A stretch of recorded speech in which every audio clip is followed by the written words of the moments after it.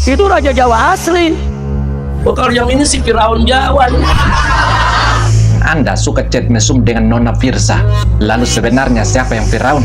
Lah kalau kamu sendiri itu Firaun mana? Firaun Yaman kah? Ayo, ayo ganyang pupu papa, sekarang juga semua. Ayo Ganyang Habib Yaman, Ganyang Habib Yaman keluar NKRI. Banyak orang di Indonesia ini yang mengaku bahwa dia Habib dan keturunan Rasulullah. Padahal di negara-negara Arab nggak ada yang seperti itu. Hei umat Islam, keluar dari rumahmu, bawa senjatamu, ganyang mereka, habisi di mana saja berada, saudara. Hasut rakyat untuk asa golok, hasut rakyat untuk gayang pasukan berani mati pembela Pak Jokowi, tapi diri sendiri mau kabur ke Arab Saudi dengan alasan umroh. Kan cemen. Jokowi tinggal sebulan lagi lengser. Ada urusan apa mau kerahkan pasukan, ah? Karena Jokowi ketakutan. Semakin banyak kitab, semakin ketahuan bobrok daripada pemalsuan nasabnya kaum Habaib dan Ba'ali. Yang sudah diteliti itu 280 judul kitab. Sok muhai pinar protes apa ning kula. Atas nama cucunya Rasulullah direbut hartanya dari 1 juta, 2 juta, ratusan juta, puluhan juta, sampai 500 juta, miliaran ibarat zaman sekarang. Akhirnya habis itu orang Mesir dan orang-orang Afrika didoktrin, dikuasai oleh Banu Fatimiyah, keturunannya Ubaidillah bin Ahmad Al-Habib. 200 tahun hancur Mesir dengan Afrika. Jadi kalau sampean kletor entek sampean ke Wonogiri. Mudah-mudahan Indonesia tidak seperti Mesir. Dan jawabannya malam ini ada di Wonogiri, bahwa kami Indonesia tidak akan seperti Mesir. Siap bergerak untuk mempertahankan, mensucikan nama baik Rasulullah dari para begundal-begundal yang mengaku cucunya Rasulullah tapi karakteristiknya jauh dari akhlaknya Rasulullah. Assalamualaikum warahmatullahi wabarakatuh. Assalatu wassalamu ala asyrafil mursalin sayyidina Muhammadin wa ala alihi wa sahbihi ajmain. Amma ba'du. Sahabat Masjid Afisa yang dirahmati oleh Allah Subhanahu wa taala. Apa kabar semuanya? Semoga baik-baik saja. Pada kesempatan kali ini saya mau berbagi ceramah agama dari Gus Abbas Buntet, yang mana Gus Abbas bercerita dalam ceramahnya tentang masalah nasab. Yuk, seperti apa ceramahnya? Langsung saja menuju ke videonya. Let's go. Ketua umum partai terpilih tahu-tahu menobatkan presiden jadi Raja Jawa. Nggak boleh, saudara. Raja Jawa yang asli itu Sunan Hamengkubuwono yang ada di Yogyakarta, itu Raja Jawa. Orangnya sopan, saudara. Orangnya pinter, sopan, merakyat, dekat dengan masyarakat, keluarganya tidak sombong. Anaknya di jalanan tetap naik angkot, tetap naik beca, nggak naik jet pribadi, saudara. Itu Raja Jawa asli. Bukan yang ini si Firaun Jawa. Rizik. Supaya Anda tahu, Pak Jokowi itu meskipun bukan Habib, tapi beliau pernah diizinkan untuk masuk dalam Ka'bah. Sedangkan Anda tidak pernah diizinkan untuk masuk dalam Ka'bah. Lalu sebenarnya siapa yang Firaun? Pak Jokowi itu meskipun bukan Habib, tapi ketika dicaci maki, difitnah, dihina, beliau tetap sabar. Kalaupun beliau tanggapi, maka beliau tanggapi dengan santai dan menyejukkan. Sedangkan Anda kalau ceramah selalu provokasi, hasut sana hasut sini, tidak pernah damai dan tidak pernah menyejukkan. Lalu sebenarnya siapa yang Firaun? Pak Jokowi itu meskipun bukan Habib, tapi beliau tetap setia dengan satu istri, yaitu Ibu Iriana. Sedangkan Anda suka chat mesum dengan Nona Firsa. Lalu sebenarnya siapa yang Firaun? Dari tingkah laku jelas-jelas menunjukkan bahwa Anda itu yang lebih dekat dengan Firaun.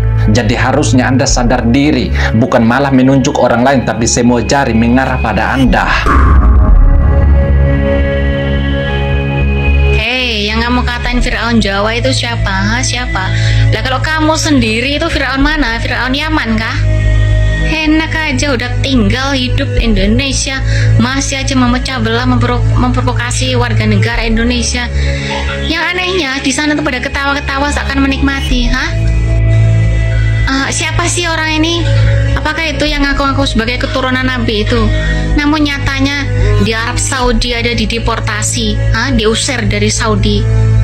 Masih untung diterima di Indonesia, kelakuannya masih saja kayak gitu.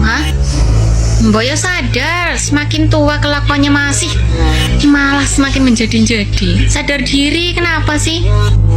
pertanyaannya, orang-orang yang seperti tadi itu, apakah dia itu termasuk antek-antek asing? Silakan jawab. Ayo, ayo ganyang fufu papa, ganyang fufu papa, sekarang juga semua. Ayo, Ayo ganyang fufu papa, ganyang fufu papa, sekarang juga. lagi. Ayo, ayo ganyang fufu papa, Ganyang fufu papa, sekarang juga.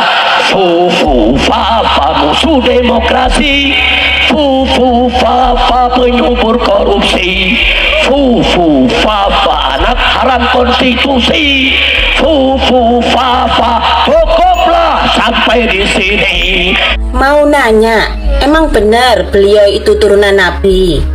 Padahal Nabi tidak pernah menebar kebencian.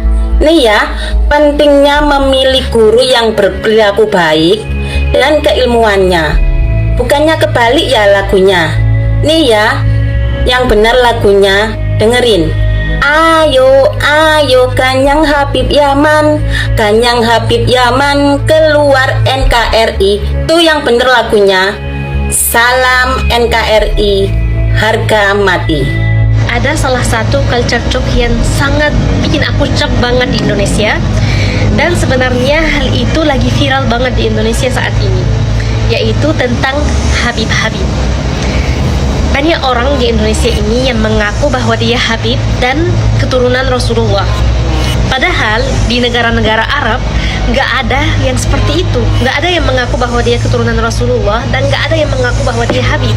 Karena nggak ada yang tahu bahwa dia keturunan Rasulullah atau enggak. Ya kita semua berharap bahwa kita dari umat Muhammad, keturunan Rasul. Kita semua berharap itu, tapi kita nggak tahu hal seperti itu. Nah, jadi di Indonesia ini yang mengaku bahwa dia Habib dan mengaku bahwa dia keturunan Rasulullah dihormati banget, dicium tangannya, diminum bekas mulutnya, diminta doanya, dan menjadikannya seperti wali. Gimana melakukan hal seperti itu? Dan kalau dia dikuburkan, kalau sudah meninggal dan dikuburkan, didatangi kuburannya, dihiasi kuburannya, ditaruh uang-uang di tempat kuburannya itu, diminta doanya seperti kalau dia wali beneran. Dan apa semua itu? Apa semua itu? Coba kalian pikirkan, kenapa kuburan Rasulullah sendiri dijaga banget dan tidak boleh orang yang mendekatinya? Kenapa? Karena nggak boleh melakukan seperti itu. Karena ia tahu bahwa banyak orang yang akan datang dan melakukan seperti itu. Padahal itu nggak boleh. Nggak boleh ada wali antara kita dan Tuhan. Coba kalian pikirkan kata-kata aku ini. Aku tahu banyak yang akan mau melawan aku, tapi semua kata-kata ini saya pengen banget menyampaikannya kepada saudara-saudaraku di Indonesia. Ada seruan tanggal 22 September, 4 hari lagi saudara. Waspada, ada kelompok menamakan diri pasukan berani mati Jokowi. Mereka mengklaim ada 20.000 orang mau turun ke Jakarta, ke Patung Kuda dan lain tempatnya. Kita jangan usil, kita jangan ngeganggu. Silakan mereka mau demo, mau orasi, mau berteriak, itu hak mereka untuk menyampaikan pendapat, betul. Tapi jangan coba-coba bikin rusuh di Jakarta.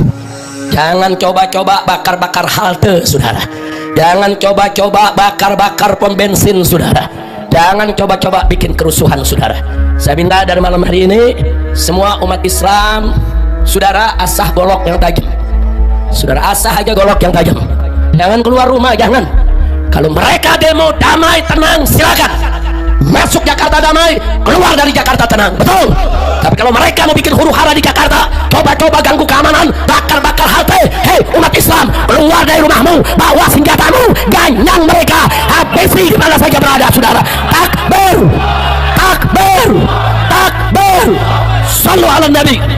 Makanya Brigade 411, pimpinan Bang Cacang semua jawara, siapkan pasukannya. Laskar Islam, siapkan pasukannya. Kurang ajar, saudara. Jokowi tinggal sebulan lagi lengser. Ada urusan apa mau kerahkan pasukan? Karena Jokowi ketakutan. Dia takut kalau dia lengser besok dia tangkap dan dipenjara, saudara. Karena dia takut, dia pengen show of force. Dia pengen tunjukkan kekuasaan. Nih, gua punya pasukan.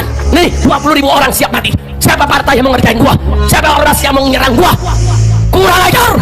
So jago, so hebat, so kuat. Maka saya himbaukan saudara, kalau anda ada yang ajak dari kelompok sana, walaupun dibayar, jangan mau turun saudara. Setuju? Ini bukan pasukan berani mati, pasukan cari mati. Ini pasukan cari. Nah kalau dia cari mati, kita kasih mati saudara. Setuju? Setuju?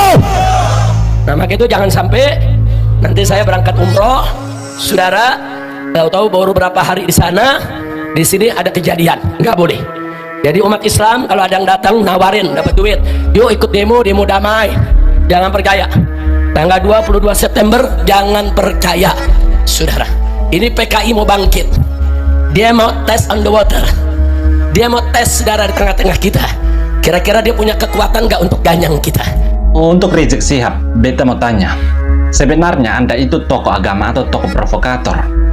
Kenapa beta tanya begitu? Karena sejak dulu hingga sekarang anda itu selalu berisik dengan narasi-narasi provokasi. Lalu sebenarnya anda itu tokoh agama atau bukan? Pasukan Berani Mati pembela Pak Jokowi itu hanya ingin mengadakan apel akbar sebagai bentuk komitmen terhadap Pak Jokowi, bahwa rakyat yang inginkan kemajuan selalu mendukung Pak Jokowi. Lalu kenapa anda pelintir dengan mengatakan bakar pom bensin, bakar halte dan segala macam? Apa anda pikir pasukan Berani Mati pembela Pak Jokowi seperti pasukan anda yang ketika demo tahun 2016 menjara minimarket? Pasukan Berani Mati pembela Pak Jokowi itu bukan seperti pasukan FPI yang suka arogan, bukan seperti para pendukung anda yang selalu bikin rusuh. Jadi kalau mau himbau, maka himbau saja para penjilat anda yang suka bikin rusuh sejak dulu hingga sekarang. Teriak-teriak PKI tapi diri sendiri mendukung HTI. Lalu apa bedanya diri anda dengan PKI yang tidak suka terhadap Pancasila? Lucunya lagi anda bilang Pak Jokowi ketakutan. Supaya anda tahu, Pak Jokowi itu tidak pernah takut dengan manusia-manusia pengecut macam anda. Kenapa beta bilang begitu? Karena dengan Mama Rika hingga Papa Yuro saja Pak Jokowi tidak takut. Lalu apalagi hadapi manusia pengecut macam anda yang gara-gara chat mesum saja lari ke Arab Saudi. Jangan sampai Pak Jokowi cuman batuk, anda kembali masuk dalam penjara jadi bicara itu. Jangan macam orang telan mikrofon. Hasut rakyat untuk asa golok, hasut rakyat untuk gayang pasukan Berani Mati pembela Pak Jokowi, tapi diri sendiri mau kabur ke Arab Saudi dengan alasan umroh. Kan cemen. Termasuk kitab-kitab yang lainnya yang dibaca oleh para ulama-ulama muda NU, itu masalah bab yang nasab dan sejarah itu bukan sekadar 1-2 judul kitab, tapi yang sudah diteliti itu 280 judul kitab. Semakin banyak kitab, semakin ketahuan bobrok daripada pemalsuan nasabnya kaum habaib dan ba'ali. Nah ini masalahnya saudara-saudara sekalian. Kenapa sih di Hadramaut Yaman dan orang Irak tuh banyak kepengen mengaku cucunya Rasulullah? Sebab pada waktu itu di Irak dengan di Hadramaut itu terjadi kemiskinan yang sangat luar biasa. Ketika mengaku cucunya Rasulullah, banyak rezekinya, banyak orang yang menjamin. Jadi tujuannya dunia, tujuannya gak bener mengatasnamakan Rasulullah. Termasuk habaib, termasuk ba'ali, sesuai dengan apa yang diceritakan oleh riwayat orang-orang Yaman dari Banul Ahdal dan Banul Qudaimi. Yang kedua suku itu juga sama-sama tadinya ingin memalsukan nasab atas nama Rasulullah, tapi nggak jadi. Banul Ahdal, Banul Qudaimi ini adalah kedua suku yang terakhir kali menemani Said Ahmad. Bersama Said Ahmad pindah dari Irak menuju ke Irak Selatan. Banul Ahdal, Banul Qudaimi termasuk sukunya Said Ahmad. Golongannya Said Ahmad disebutnya Alawiyun. Alawiyun itu nisbat kepada Sayyidina Ali, bukan Alwi bin Ubaidillah mbahnya Habib, bukan. Kenapa disebut Alawiyun? Karena orang-orang yang mencintai Said Ahmad disebutnya Alawiyun. Bangsanya itu adalah bangsa Irak, madhabnya Syiah Imamiyah, genetikanya banyak Yahudi. Begitu berjalan dengan Banul Ahdal Banul Qudaimi, kesaksian Banul Ahdal Banul Qudaimi itu sama dengan para sejarawan yang bercerita tentang masalah Said Ahmad. Apa? Bahwasanya Said Ahmad itu gerah, Said Ahmad sakit di Irak Selatan. Begitu sakit di Irak Selatan, beliau meninggal di Irak Selatan dan dikuburkan di Irak Selatan. Yang memandikan, yang mengkafani, yang nyolati, yang kuburi di antaranya Banul Ahdal dan Banul Qudaimi. Dikuburnya di daerah Nejef, Irak Selatan. Nejef.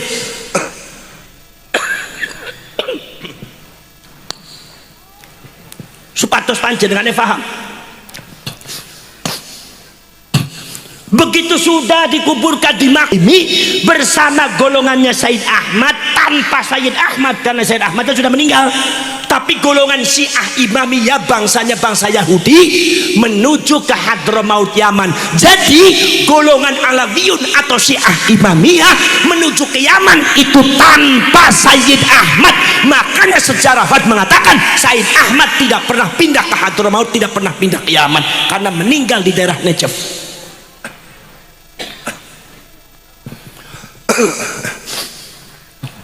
Begitu sudah sampai ke Yaman, orang Alawiyun Syiah Imamiyah yang ikut sama Said Ahmad masuk di Hadramaut Yaman, Yaman yang termasuk Yaman Selatan.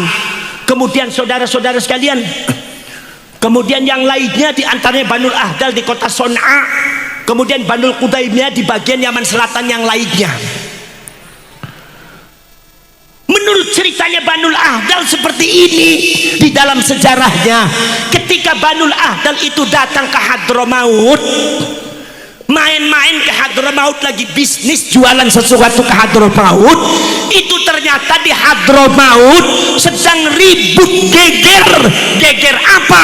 Katanya ada Said Ahmad punya anak Ubaidillah dan ternyata muhibbinnya sudah ribuan orang mengaku cucunya Rasulullah. Banul Ahdal kaget luar biasa karena Said Ahmad sudah meninggal. Begitu dilihat, subhanallah, yang mengaku dirinya Said Ahmad keluar itu disembah-sembah, disanjung-sanjung, dijunjung-junjung, kakinya dicium. Anak keturunannya yang namanya Ubaidillah dan anak keturunannya keluarganya yang framing, mendoktrin bahwa kita adalah cucunya Rasulullah, kalian tidak akan masuk surga kecuali dengan syafaat kita, kecuali dengan izin kita, karena kita adalah cucunya Rasulullah. Orang Hadramaut ribuan terdoktrin, buta semuanya akhirnya.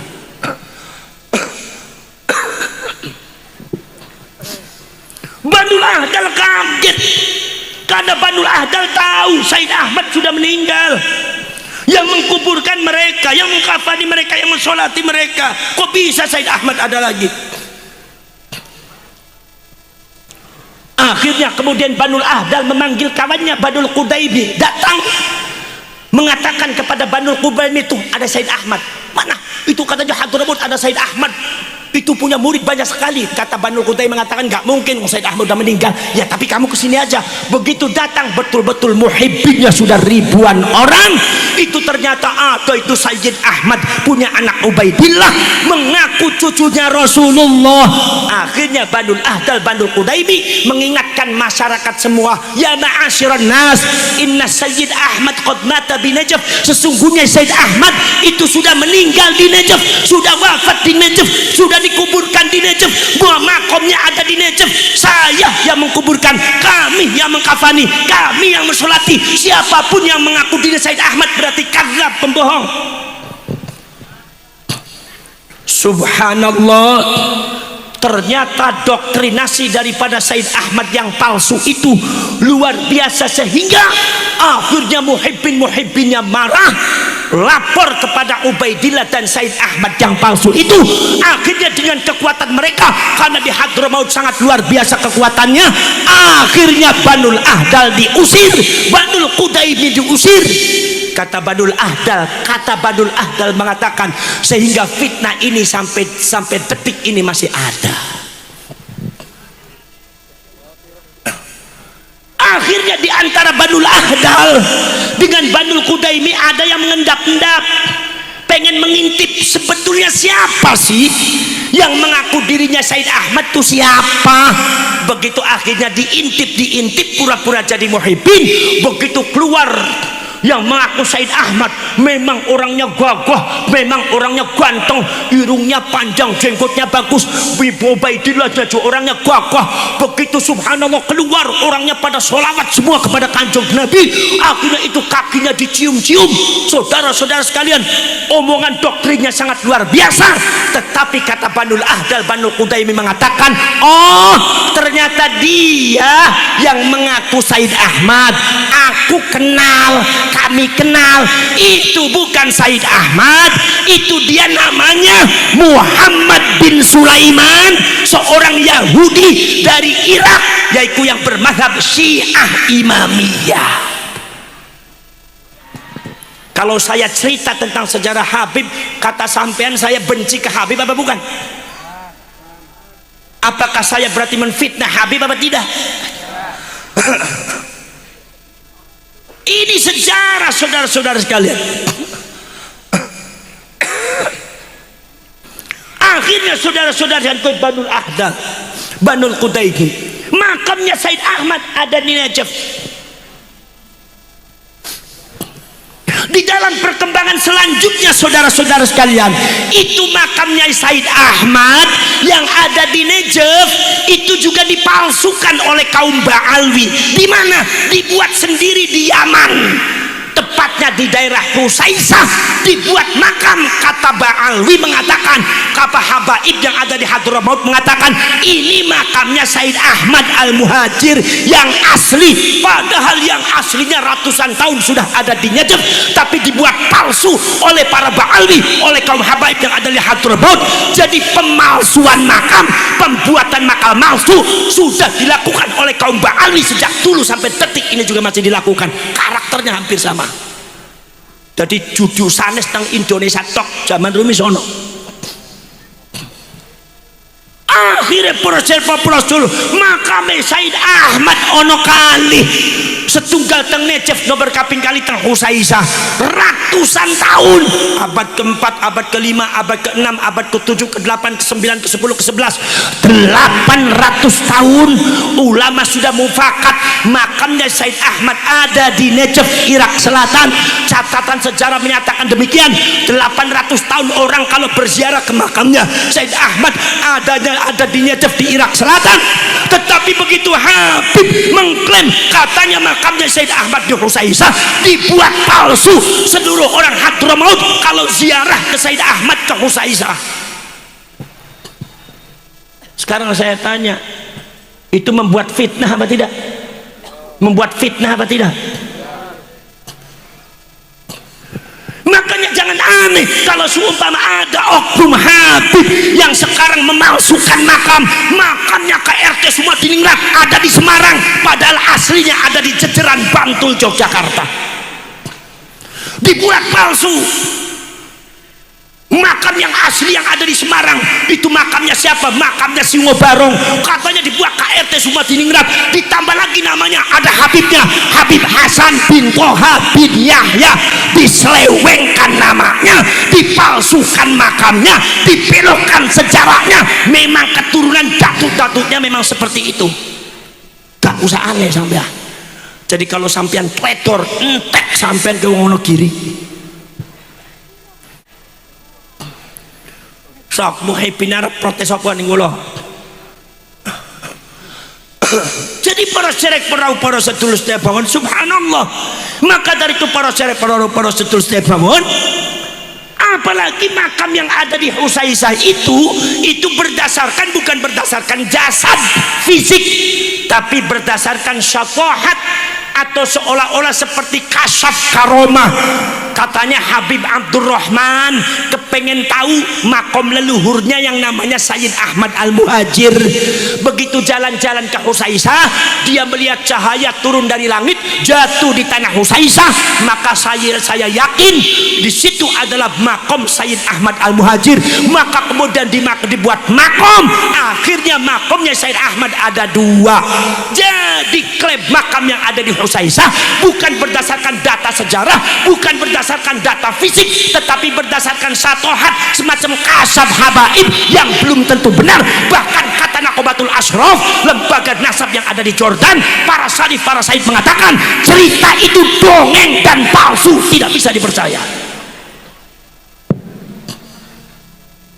Tetapi kaum Ba'alwi ini ingin memalingkan masyarakat Islam dari Mekah ke Hadramaut, dari Irak ke Hadramaut. Jadi seolah-olah yang diagung-agungkan Hadramaut bukan lagi Irak, Syekh Abdul Qadir Al-Jiladi. Persis pada waktu zamannya Abroha, Raja Abroha ketika itu, saudara-saudara kalian, dari Yaman membuat di Son'a, yaitu membuat bangunan emas untuk memalingkan masyarakat supaya jangan menghadap Ka'bah tapi menghadap yaitu apa yang ada di Yaman, tapi semuanya gagal. Saudara-saudara sekalian, ada lagi cerita daripada orang Mesir. Bagaimana ceritanya orang Mesir? Mesir itu pernah dikuasai oleh orang yang mengaku dirinya cucunya Rasulullah. Siapa namanya? Kebetulan namanya sama dengan mbahnya Habib. Siapa? Ubaidillah bin Ahmad Al-Habib. Ada Habibnya. Bahkan sebagian disebutnya Ubaidillah bin Ahmad Al-Mahdi. Ubaidillah bin Ahmad Al-Mahdi karena mengaku dirinya Imam Mahdi, itu datangnya dari Yaman. Kebetulan ibunya juga sama dengan Ubaidillah bin Ahmadnya Habib, yaitu pindah ke Madinah. Maka sebagian para sejarawan mengatakan Ubaidillah bin Ahmad Al-Habib yang ada di Mesir adalah kakek buyutnya Ba'alwi Habaib juga sama. Karena datanya sama, sifat karakternya juga sama.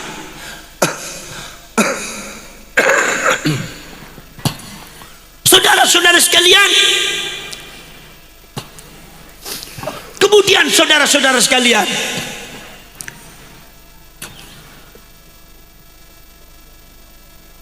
anak Sul'aba Ubaidillah bin Ahmad Al-Habib ini itu kemudian yang mendoktrin masyarakat Mesir dengan Afrika, dengan doktrin Dzurriyyatur Rasul, dengan doktrin Ahlu Baitir Rasul. Jadi seolah-olah kalau Allah Subhanahu wa taala bicara Ahlul Bait, maksudnya adalah mereka. Kalau seumpama Rasulullah bicara Dzurriyyatur Rasul, keturunan Kanjeng Nabi, berarti maksudnya adalah mereka. Ini persis seperti habaib. Seolah-olah Ahlul Bait adalah mereka, seolah-olah dzurriyyah adalah mereka, sehingga menentang mereka itu sama dengan menentang Rasulullah. Ini doktrinnya mereka seperti itu. Akhirnya masyarakat Mesir tertundukkan semua, masyarakat Afrika lemah semua kekuatannya. Akhirnya ternyata mereka memiliki program terselubung, niat busuk. Untuk apa?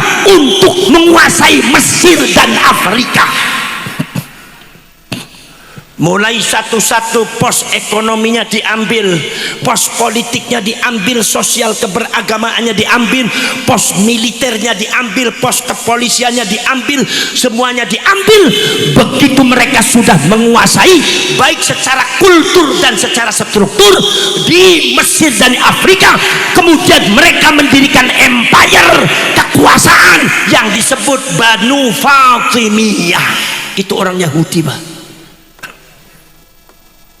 Makanya di sini kita harus hati-hati masalah ini supaya kaliannya paham.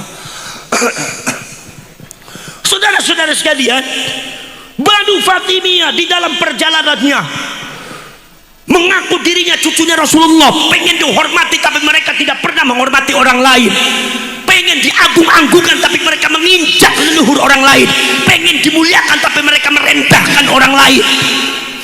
Bahkan terjadi kekejaman-kekejaman pada perjalanan selanjutnya, terjadi kekejaman-kekejaman, pembunuhan-pembunuhan, perebutan harta orang-orang yang tidak bersalah atas nama cucunya Rasulullah. Direbut hartanya dari 1 juta, 2 juta, ratusan juta, puluhan juta, sampai 500 juta, miliaran ibarat zaman sekarang. Akhirnya habis itu orang Mesir dan orang-orang Afrika, didoktrin, dikuasai oleh Banu Fatimiyah, keturunannya Ubaidillah bin Ahmad Al-Habib.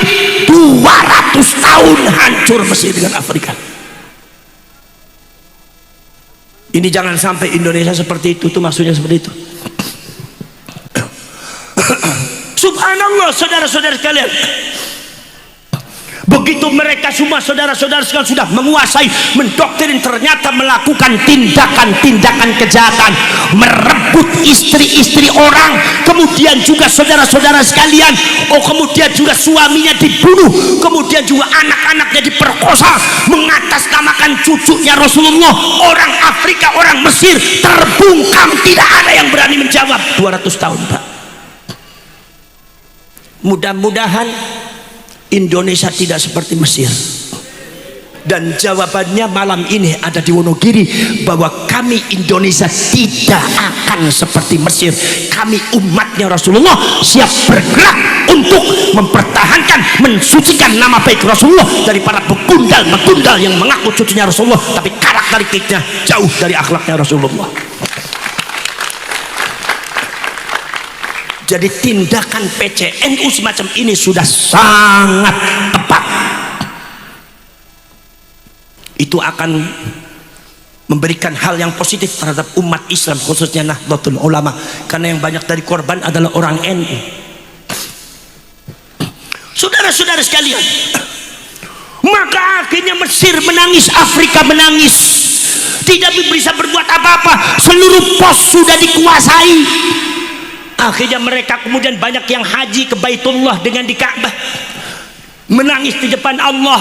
Bagaimana ini masa cucunya Rasulullah seperti ini? Akhirnya mengadu di salah satu sultan daripada Banu Abbasiyah, yaitu adalah Salahuddin Al-Ayyubi. Ketika itu saya lagi haji, menangis masyarakat Mesir, menangis masyarakat Afrika, mengadu. Akhirnya Salahuddin Al-Ayyubi bergerak untuk meneliti. Begitu diteliti, ternyata Banu Fatimiyah itu adalah menjual nama Rasulullah. Ternyata mereka adalah orang Syiah Imamiyah, genetikanya Yahudi, menjual nama Islam, menjual nama Rasulullah sebagai cucunya. Maka kemudian Salahuddin Al-Ayyubi datang ke Syekh Abdul Qadir Al-Jilani meminta restu. Syekh Abdul Qadir Al-Jilani istikharah, isyaratnya harus diberesin. Maka kemudian berdasarkan perintah Sultanul Aulia Al-Khawfus Samadani wa Nur Sati'ul Burhani, Syekh Abdul Qadir Al-Jilani, Salahuddin Al-Ayyubi bergerak, satu, membereskan kaum salibis yang ada di Palestina dan Konstantinopel. Nomor 2 adalah membereskan anak cucunya Ubaidillah bin Ahmad Al-Habib, Banu Fatimiyah, seorang Yahudi yang mengaku cucunya Rasulullah, mempecundangi umat Islam yang ada di Mesir dan ada Afrika. Diserang habis-habisan, beres. Mesir merdeka, Afrika merdeka. Kembalikan kepada rakyat. Makanya Laskar Sabilillah bekerja sama dengan NU dan Banser ini sebagai pasukannya Salahuddin Al-Ayyubi. Saudara-saudara sekalian, makanya saudara-saudara sekalian, ini banyak cerita-cerita semacam itu. Bukan itu aja, banyak sekali cerita-ceritanya. Apalagi semakin banyak dikaji referensinya, kitabnya, semakin banyak luar biasa hal-hal yang tidak baiknya. Karena mereka itu Syiah Imamiyah, ideologinya adalah ideologi Yahudi. Walaupun mereka ada yang Islam, tapi tetap sifat Yahudi, karakter dan ideologinya tidak pernah hilang. Banyak yang condong di komunis, banyak yang condong di komunis. Yaman ketika itu bersatu, Republik Yaman bersatu. Dipecah belah oleh siapa? Dipecah belah oleh kaum Ba'alwi yang mengaku dirinya cucunya Rasulullah.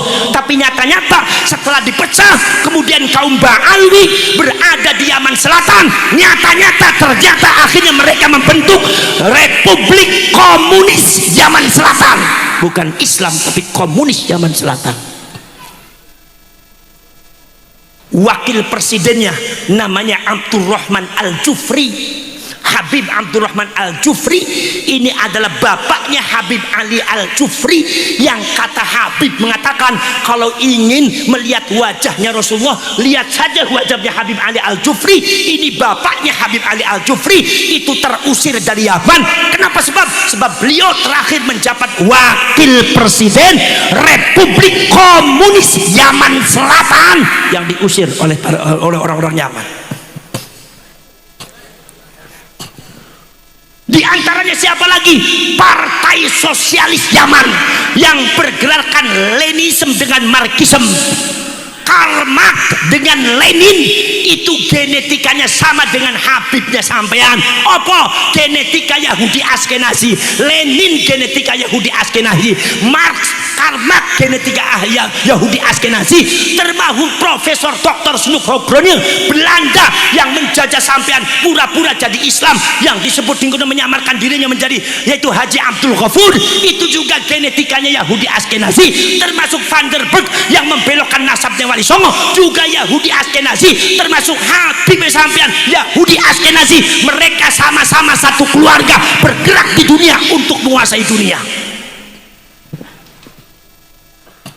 Masya Allah, saudara-saudara sekalian.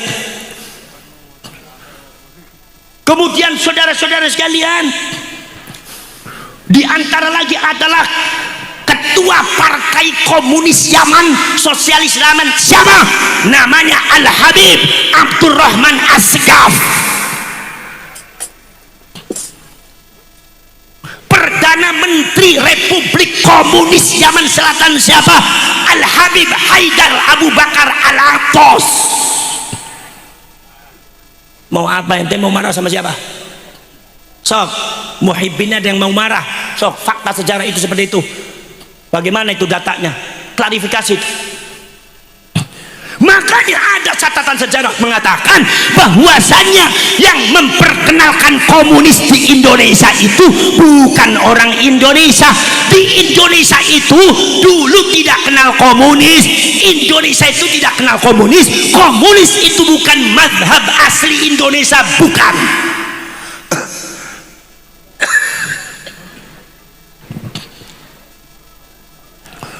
Komunis itu bukan mazhab ahli Indonesia. Mazhab asli Indonesia itu apa? Satu adalah Hindu, nomor dua adalah Buddha, animisme, dinamisme. Mazhab asli Indonesia di antaranya adalah Islam Brahman, Islam Brahman, Islam Kapitayam, Islam Sunda Wiwitan, Islam Kejawen. Kejawen asalnya Kejavaan. Kejavaan itu asalnya dari keturunannya Javen bin Javid bin Nuh, karena orang Jawa itu keturunannya Nabi Nuh. Makanya orang Arab apa orang-orang Eropa kalau bilang orang Jawa bukan Javais tapi ono ene Javanis. Itu namanya agama Brahman yang terakhir dibawa oleh kaum Hawariyun, yaitu agama tauhidnya Nabi Ibrahim Brahman. Membawa konsep monoteisme, Tuhan sebagai peralihan daripada bahasa Allah Subhanahu wa taala diganti yang. Kalau menyebut Allah maka dibunuh oleh Roma, maka nama Allah diganti dengan yang oleh orang Cina Selatan, apa Cina kuno. Orang Cina kuno itu menurut Profesor Dr. Kamal Shalibi mengatakan mereka termasuk Banu Israel, maka dari itu adat budayanya pakai gamis. Di sana ada catatan-catatan Nabi Muhammad juga ada, Kanjeng Nabi bakal teka ada, cuma diciri apa dialibasakan Cina kuno, termasuk lafaz Allah diganti dengan yang. Tuhan yang satu tidak diperanakan, tidak punya anak. Tuhan yang satu maha kuasa, pemilik langit dan bumi, dan kita akan kembali kepada Dia. Yang ini adalah bahasa kuno Cina sebagai peralihan dari lafaz Allah. Sebab kalau disebut Allah maka mereka akan dibunuh oleh apa? Dibunuh oleh Roma. Maka kemudian ini agama Brahman Islam ini diperkenalkan, yaitu ada di tanah Sunda, ada di tanah Jawa yang disebut Kejawen, yang disebut Kapitayam, yang disebut Sunda Wiwitan. Maka orang Sunda Wiwitan yang ada di Baduy, Kejawen yang ada di kampung-kampung Jawa, walaupun mereka nggak sholat, tapi kalau tanya Gustine sampean sopo, ya Allah. Makanya orang NU dan para wali songo ketika sholat dialih bahasakan menjadi sembahyang, nggak begitu keberatan. Apa sebab? Sebab yang adalah alih bahasa daripada Allah, bahasa Cina kuno, nggak ada bedanya. Curah orang HTI ini kadang-kadang sok rese, sembahyang itu Hindu, kalau kita itu sholat sembahyang Hindu. Kalau Hindu bukan yang apa Hindu? Hindu itu Brahmana, Wisnu dan Siwa. Kalau Buddha, sang Buddha Gautama, nggak ada istilah yang. Kalau disebut sang yang Widiwoso, itu berarti agama Brahman yang dipegang sebelum Hindu dan Buddha, sebelum animisme dinamisme yang datang dari diantaranya adalah dari Cina kuno, yaitu adalah agama tauhidnya Nabi Ibrahim, disebut agama Brahman. Jadi Sunda Wiwitan Kapitayam, begitu juga menjadi Kejawen. Ngerti gak ngerti, sementing mangkut beres. Mungkin apa buatan? Komunis tidak dikenal oleh orang Indonesia. Yang memperkenalkan komunis itu siapa? Ba'alwi, yaitu adalah Belanda, dari orang-orang dibawa oleh Belanda, yaitu Yaman, Hadramaut, golongannya Ba'alwi Habaib. Jadi itu ya teman-teman, ceramah agama dari Gus Abbas Buntet, yang mana Gus Abbas yang berceramah dengan nada yang sangat keras, yang sangat lantang, bisa menggetarkan jantung seseorang. Jadi kalau jantungnya tidak kuat, jangan mendengarkan ceramah dari Gus Abbas ya, karena suaranya sangat tinggi sekali ya. Ini bikin orang yang nggak suka sama Gus Abbas kalau mendengarkan ceramah ini bisa jantungan ya teman-teman. Jadi Gus Abbas ini membahas masalah tentang nasab dan sejarah, di mana setiap ceramah Gus Abbas selalu membahas tentang pernasaban ya.